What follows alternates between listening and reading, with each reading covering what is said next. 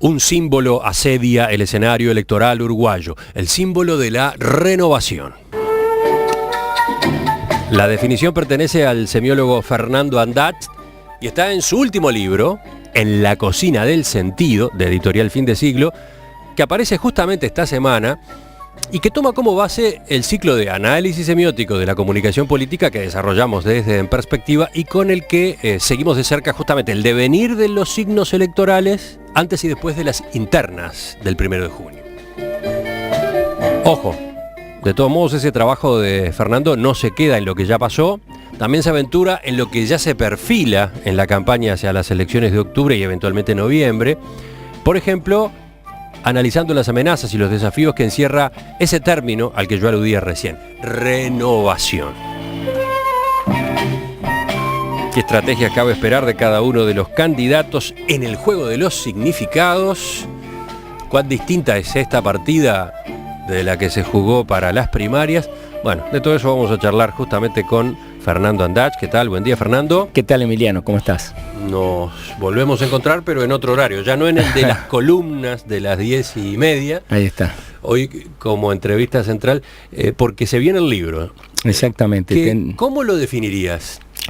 Mira, parte del libro, el inicio sobre todo, es una reflexión sobre qué significa un libro que nace en este espacio exactamente dialógico que estamos teniendo ahora, aunque en otro horario. La idea es que obviamente no es una transcripción, que está muy buena, las transcripciones que hace la producción de En Perspectiva, y las pueden ver, incluso de ciclos anteriores, están en el sitio web de la radio. Acá me vi enfrentado a que no tengo un oyente, el oyente, así como Freud hablaba de una escucha flotante del psicoanalista, yo diría que hay una escucha flotante y necesariamente móvil del oyente, ya sea que vaya en el tránsito, ¿verdad?, que vaya manejando o esté en la casa moviéndose, ¿no? No te atrapa como una pantalla de la tele.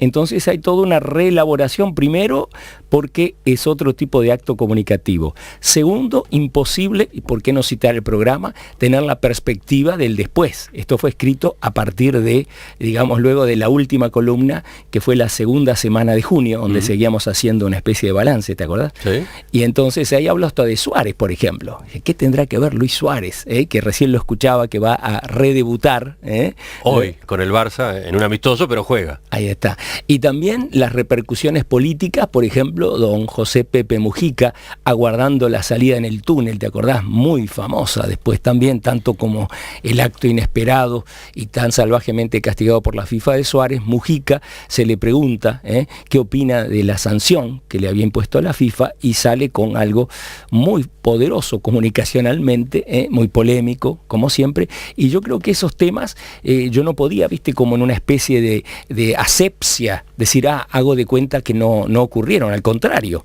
porque me parecen que entran perfectamente en varios de los puntos que toca el libro. Pese a que ocurrieron después de las internas, y que en principio el tema del libro es ¿qué ocurrió desde el punto de vista semiótico en la campaña para las internas? Exacto, porque yo hablo en un capítulo, y te acordarás aquí porque lo tocamos varias veces, es inevitable, la noción que parece tan arcaica, ¿y qué estás hablando? Estamos en el 2014, ¿no? Estamos en el primer tercio del siglo XXI, hablo de lo heroico, y fíjate que Luis Suárez versus la selección uruguaya 2014, Brasil, Copa FIFA, pues es un ejemplo esplendoroso de Neymar. Ponele, ¿no?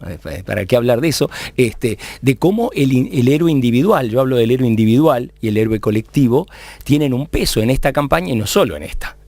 Piensen en la campaña que quieran, ¿no? Las dificultades de Dilma Rousseff, ¿no? En Brasil versus lo que hubiera sido, por ejemplo, como tirar un escenario, ¿no? Lula de nuevo, en fin, como esa figura solitaria, ¿no?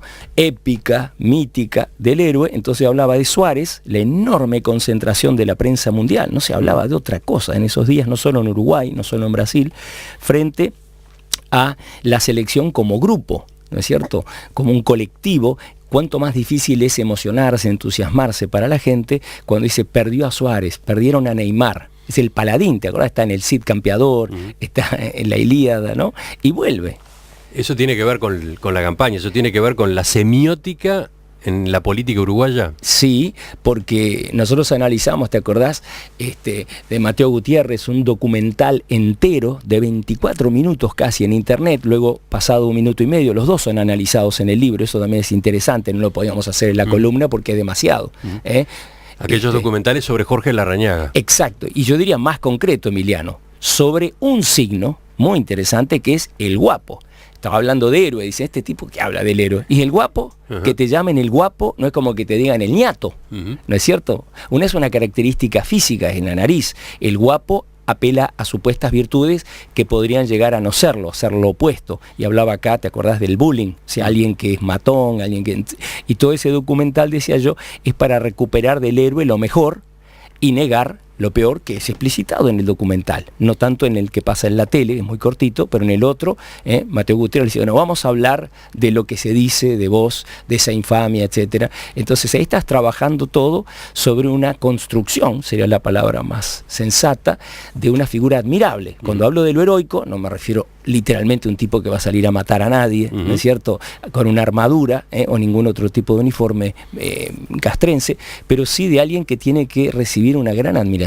Y entonces, ¿el libro para qué es? En definitiva, ¿cómo podrías contestar esa pregunta? Acá, un poco en serio, un poco en broma, ¿te acordás? Hablábamos de instrucciones de uso, sí. Porque cada vez en forma más o menos solapada o explícita, cuando introducía un término más o menos técnico, que es el gran desafío que vos te animaste a agarrar hace ya 25 años, culpa tuya, y que... Meter la semiótica en radio. Exactamente, porque yo vengo de Brasil recién y daba un seminario y no podía evitar, y di una conferencia que se llamó en la Federal de Río Grande do Sul, en Porto Alegre, se llamó Signos externos de las internas, que era el título que yo quería primero para el libro porque los signos son cosas que vos ves, oís, ¿no es cierto? Los tocás, es una enorme gigantografía, etcétera, en las calles, y de la interna, ¿no? Y entonces les decía, miren qué desafío este periodista, ¿no? Y les contaba, y le entraba al site, que es lo lindo, ¿no? Estaba ahí en la Universidad Federal, fíjate, a bastantes kilómetros, cómo se anima a esto que estoy haciendo con ustedes, me refería a una platea académica, viste que había profesores, doctorando, o sea, que se van a recibir de doctores, estudiantes de comunicación, filosofía, les hablo y los miro y pongo diagramas. En la radio es muy difícil todo esto, entonces tenemos que inventar. Yo creo que hemos ido inventando, ¿no? Uno tiene ahora el largo plazo de los 25 años y va viendo que hubo que encontrar un medio, sin perder el rigor, que lo digo en la introducción, ¿viste?, del libro, porque eso no me gustaría en absoluto, o sea, decir cualquier cosa, es una falta de respeto, como vos tratás de ser muy minucioso y desmenuzar los datos y ver las contradicciones y decir, bueno, ¿qué está pasando en tal problema social, político? Lo mismo es mi desafío, no abaratar, no vulgarizar en un sentido negativo, decir, bueno, más o menos, una cosa, la otra, igual son oyentes. Para mí es como si estuviera en ese seminario, pero no puedo hablarles como si estuviéramos cara a cara en un núcleo tan chiquito y tan específico. Entonces, por ejemplo, al que escuchó las columnas, ¿el libro lo va a aburrir? Creo que no, por muchas razones. Desde el orden, viste que se dice que en el cine, Emiliano, el montaje es todo, cómo armás la película, ¿no? Es decir, empiezo por el final, pero con todo, como decía hoy, con toda una reflexión, decía un poco en chiste, como aquella famosa novela, ¿te acuerdas de García Márquez? Crónica de una muerte, ¿no?, muy anunciada, empieza diciendo, el día que lo mataron, y uno se agarra la cabeza como lector y dice, me rompió todo el suspenso, ahora ya sé que, ¿no? Y esa es la maravilla narrativa de esa novela en particular, y esa fue una sugerencia del editor de Fin de Siglo de Canal, le dice, no, me gustaría que empieces por el desenlace, y eso ya me lleva a repensar todo. Acá no empezamos por el desenlace, por motivos obvios, ¿no? Empezamos, ¿te acordás? Mitad de marzo, cuando muy tímidamente, como ahora otra vez, empezaban a despuntar en el horizonte comunicativo las primeras piezas. Y todavía no se sabía bien para dónde van a agarrar, teníamos todo un enigma, ¿no? De por dónde viene, los publicitarios, cómo están pensando junto a los políticos, ¿no? Empieza por ahí. Tiene ese capítulo que bien mencionaste, epílogo, donde sin pisarle el terreno a mis colegas los sociólogos, no hago predicciones obviamente cuantitativas, pero sí creo que le saco bastante jugo a una suerte de tendencias semióticas, es decir, qué cosas no van a pasar en este octubre o noviembre también, ¿no? En vista de lo que pasó.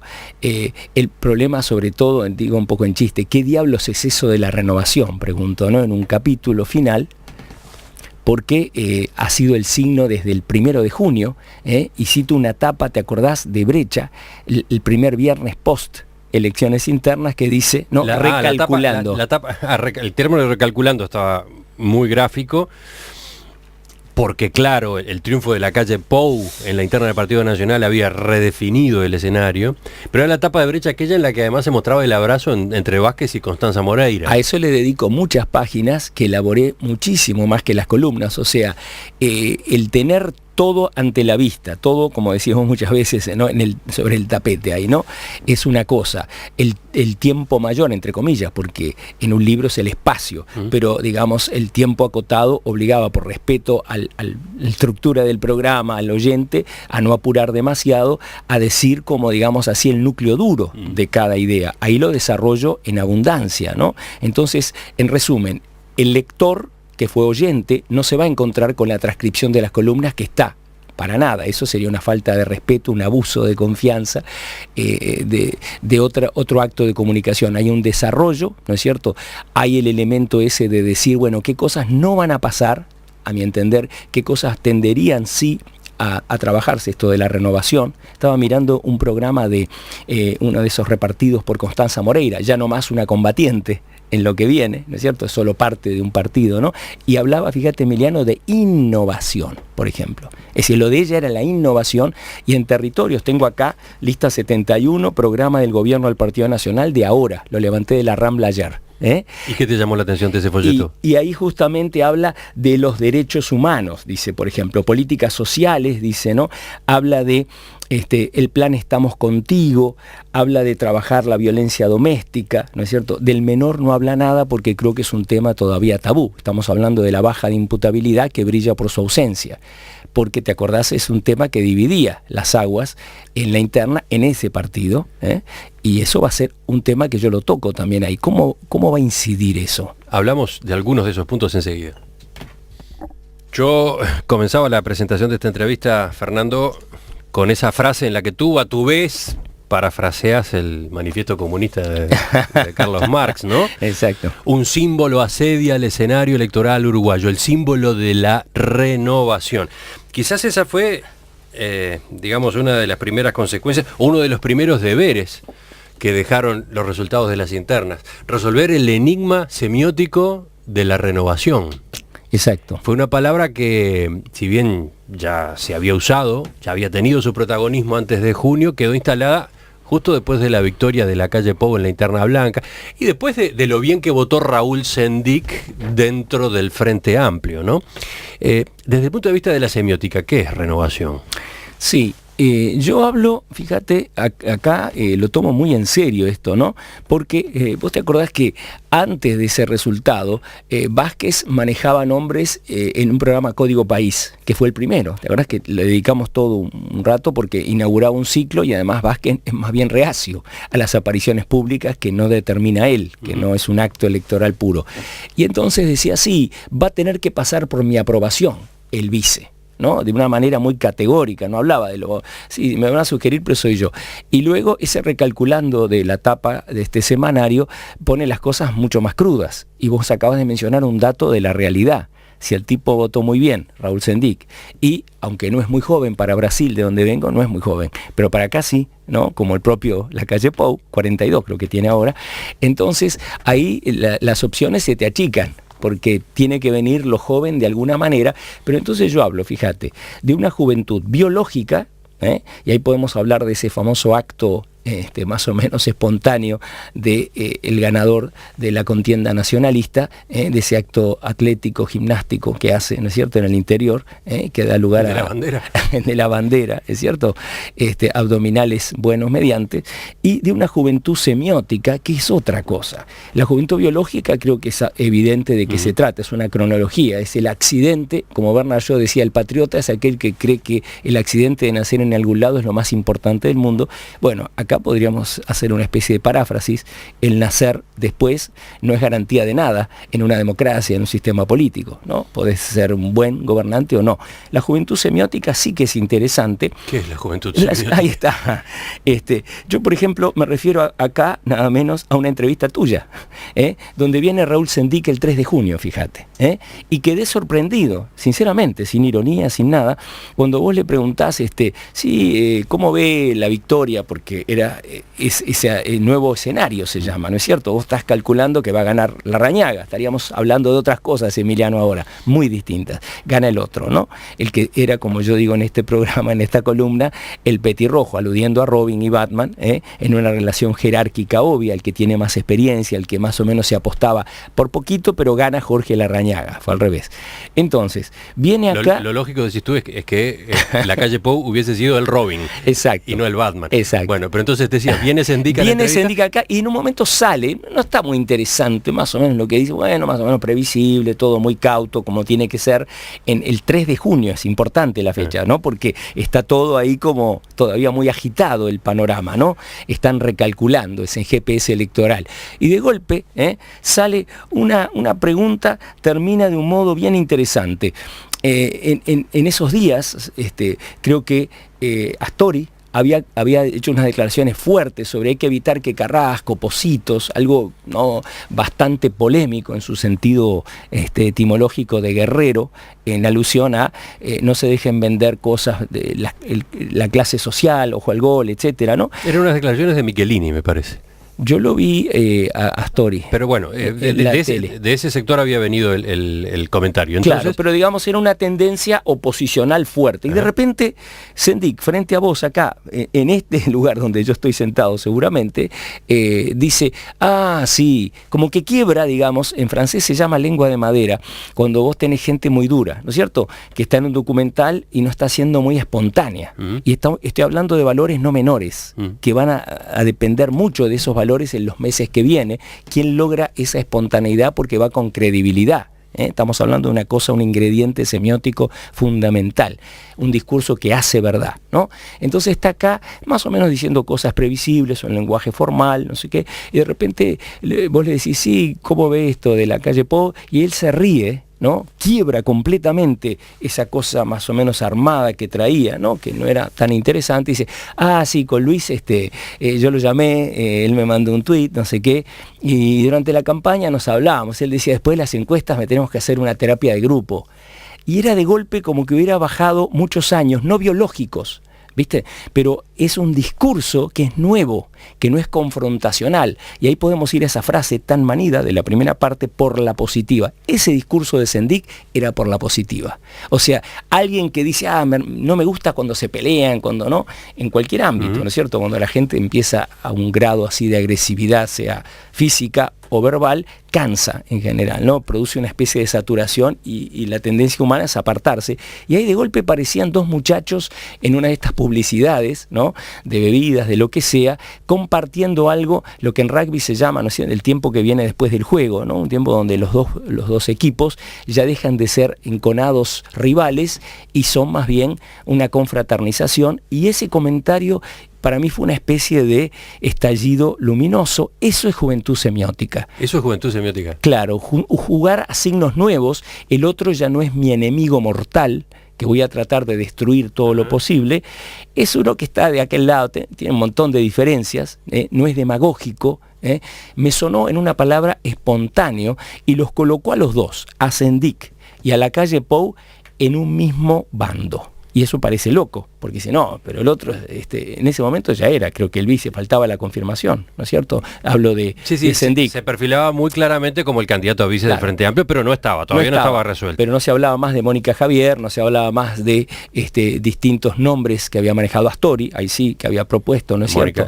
Mónica Javier, Lucía Topolansky, que era la otra. Ahí eso, viste, ya quedó fuera de la agenda, ¿no? Y era cuestión de minutos. Entonces, en los meses que vienen, esto que estoy hablando, y esa es una ventaja de la semiótica, cosas que parecerían ser insignificantes, y no estoy jugando con las palabras, decíamos, ¿eso qué importancia tiene? Mucha, bastante, porque si hay un discurso viejo, ¿no es cierto?, ese tiende a no ser renovación. Difícilmente, si alguien dice, sí, estos son depositos, no sé cuánto, ¿no? El propio Mujica ha dicho, ¿te acordás esa frase que decía usaba una palabra, no de los compadritos, bueno, depositos, ¿no?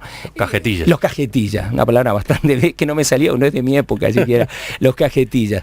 Ese discurso, claro, Mujica puede parecer pintoresco, pero cuando yo lo escuché, en finales de la campaña y principios del resultado, tiene algo más bien, ¿no?, duro, para decir, recuerden qué clase social, nadie que diga algo de esa clase puede ser valioso. Y en ese micro momento, dentro de tu entrevista con Sendik, aparece algo novedoso en la política uruguaya. Eso es renovación. Un ejemplo, no digo que sea toda la renovación. De algún modo fue una excepción en el discurso de Sendik post 1 de junio. Sí. Fue como un bajar las defensas, ¿no? Exacto. Pero eso me hace pensar en lo que tú en el libro exponés.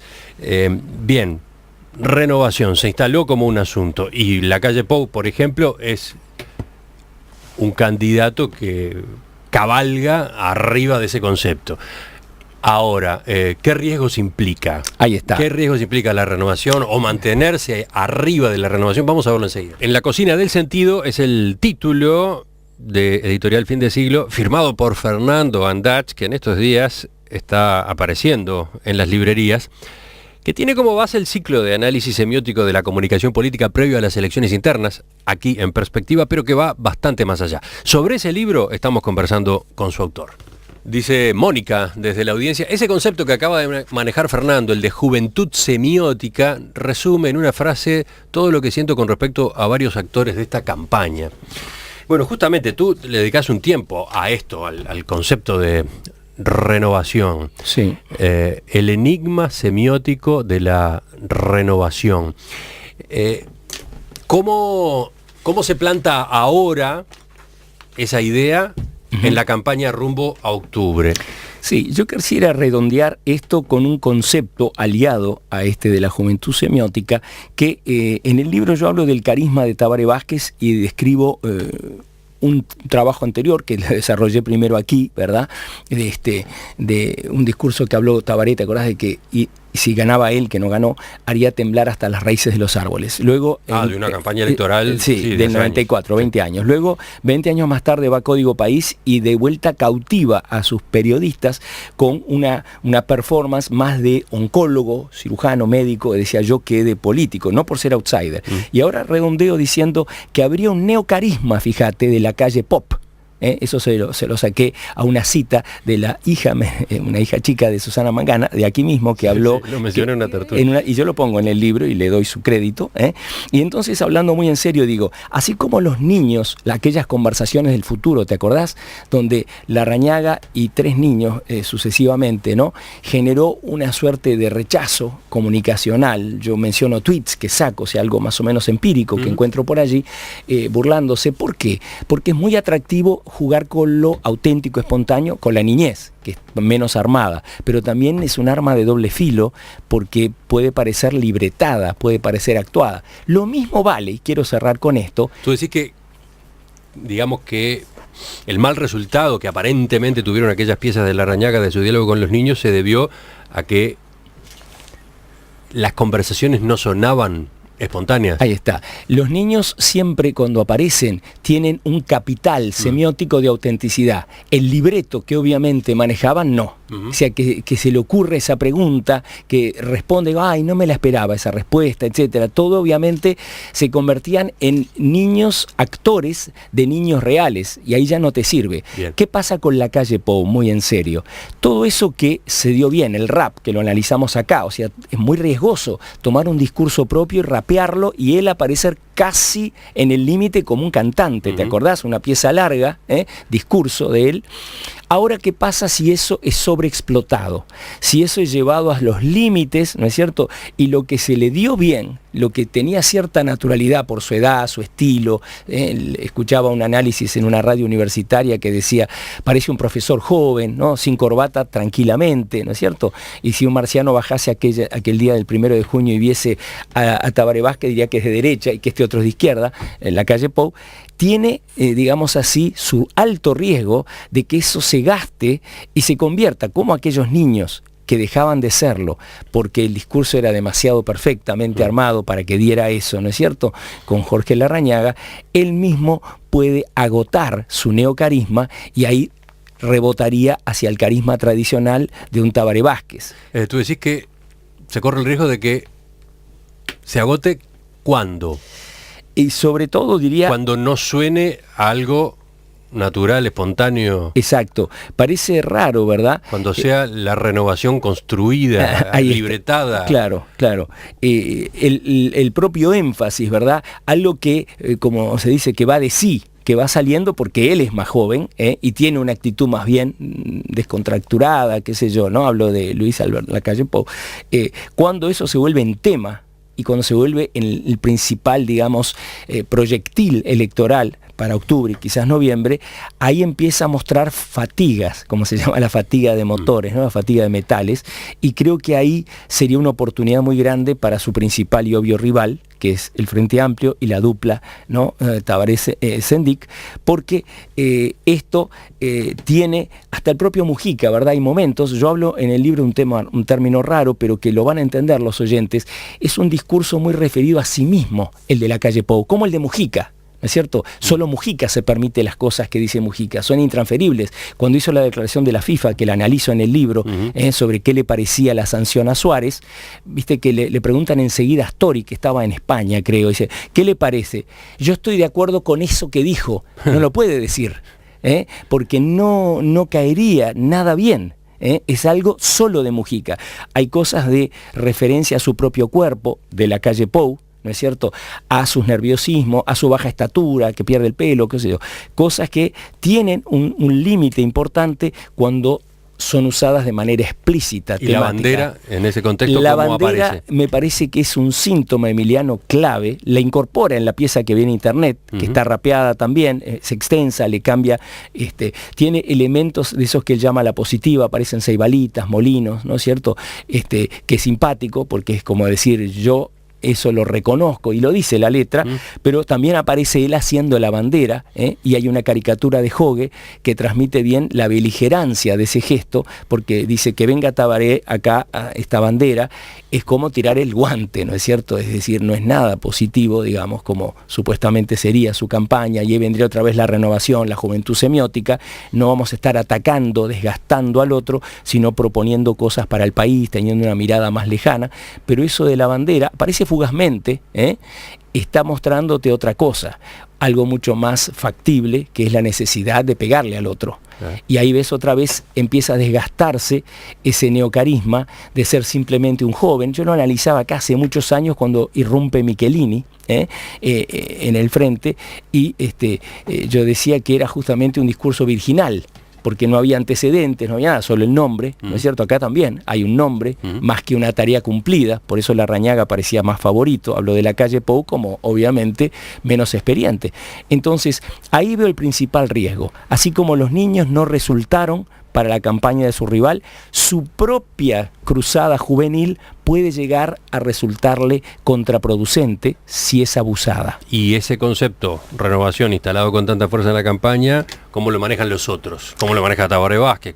¿Cómo lo maneja Pedro Bordaberry? Claro, ahí yo creo que no va a haber un hincapié demasiado grande en Tabaré Vázquez, porque él tiene el dilema de vamos bien. ¿Te acordás que es exactamente, eso es gracioso, el vamos bien no podría ser más opuesto, más antitético a somos algo nuevo, vamos a probar esto nuevo, ¿no?, que es el Partido Nacional. El otro dice, ¿por qué cambiar si estamos yendo bien? Y obviamente siempre hay quejas, no hay gobierno perfecto en la democracia, no sucede. Entonces es difícil que dé ese triple salto mortal el discurso del frente para decir hay que cambiar, ¿no?, mover todo, ya no es más hacer temblar aquellas raíces, porque ahora son raíces plantadas por su propia agrupación partidaria. Entonces tiene que, y yo digo algo más, que esa renovación, Emiliano, no puede ser solo un look, no puede ser solo cualitativa, poner a alguien joven al lado, ese Robin, como digo yo con ese principio petirrojo, Sendik, no alcanza. ¿Qué aporta él? ¿Qué es lo que va a traer? Eso va a ser otro elemento. Con Larrañaga más o menos sabemos, porque tiene una trayectoria, tiene toda una forma de ser, lo del guapo, en fin, que hablamos, es muy serio, pero Sendik, ¿no? Más allá de su obvio buen aspecto, ¿no? Un tipo, digamos, telegénico, etcétera, pero tiene que empezar a generar también él, ¿no es cierto?, su dosis de juventud semiótica, como ese chispazo. O sea, ¿el Frente tiene que entrar en esa cancha? Yo creo que sí. Yo creo que no le puede dejar al otro, ¿verdad? Ese es el desafío. Cómo sonar natural, de vuelta esos términos, espontaneidad, naturalidad. ¿Podrán? Ese es, digamos, para mí el enigma de los meses que vienen. Fernando Andat, gracias por acompañarnos esta mañana en la que matamos 2 pájaros de un tiro. Anunciamos que está el libro, que se viene el libro ya esta semana, en La Cocina del Sentido, pero de hecho prologamos el ciclo análisis semiótico de la comunicación política que vamos a reiniciar dentro de pocos días. Ahí está, ahora sí de las elecciones nacionales, con todas las cartas sobre la mesa, y donde va a estar muy interesante ver qué cosas de las que aparecen en el libro se van ratificando en lo real y qué cosas, como le pasa a mis colegas los sociólogos, los encuestadores, nos sorprenden. Sería muy raro que en una o muchas cosas la vida nos dé esos sobresaltos que son tan fascinantes, porque también pueden ser analizados, y eso creo que es lo que estamos haciendo con Emiliano, no equivocarnos, que es algo irreal y tonto, sino tratar de entender más. Volvemos a conversar entonces en cualquier momento. ¿Cómo no?